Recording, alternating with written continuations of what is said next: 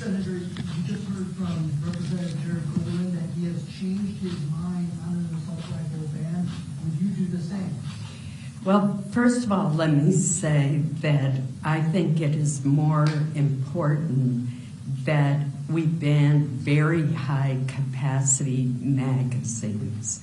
I think that would have more input and more effectiveness.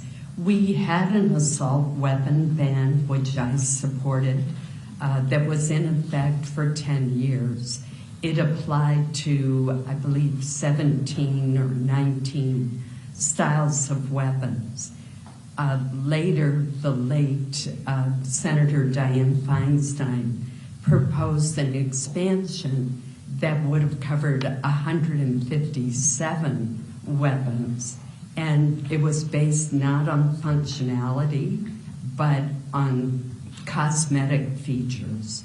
So there's always more that we can do. I was a co-author of the Bipartisan Safer Communities Act, which provided funding, for example, for red and yellow flag laws and for mental health clinics, which I think is important as well. So certainly there's always more that can be done. Senator, a decade ago, though, you opposed legislation that limited access to expanded, stocks and firearms capacity. Are you suggesting that you would do something different now? I don't believe you're correct. For example, I was the lead Republican sponsor of a bill that would ban bump stocks, which have the ability to turn a semi-automatic into a fully automatic machine gun. And that legislation has not been enacted into law. There was an attempt to do it by regulation, but it was struck down by the courts. I still support the bump stock legislation.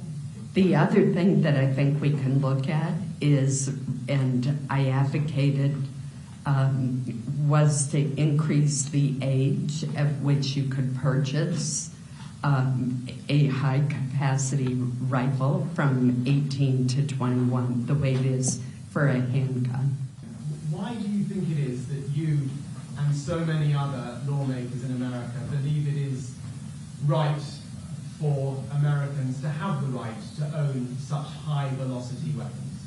Well, first of all, let me say, and I'll repeat it again, that for 10 years we had a ban on certain kinds of assault weapons, and I supported that ban. And when George W. Bush proposed that it be extended for 10 more years, I supported that effort, which did not succeed.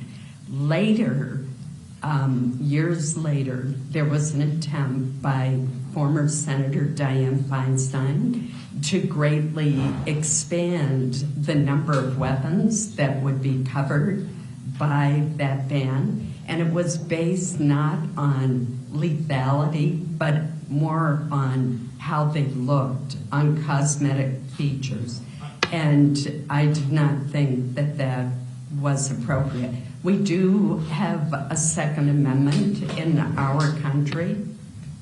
And that gives people the right to own a weapon that powerful, do you think? And Maine, I would point out, has one of the highest rates of gun ownership in the country and has a long heritage of responsible gun ownership. It has also had a very low rate of violence. What makes this crime so heinous is in a typical year, Maine might have 22 murders, and last night we almost approached the number for the entire year.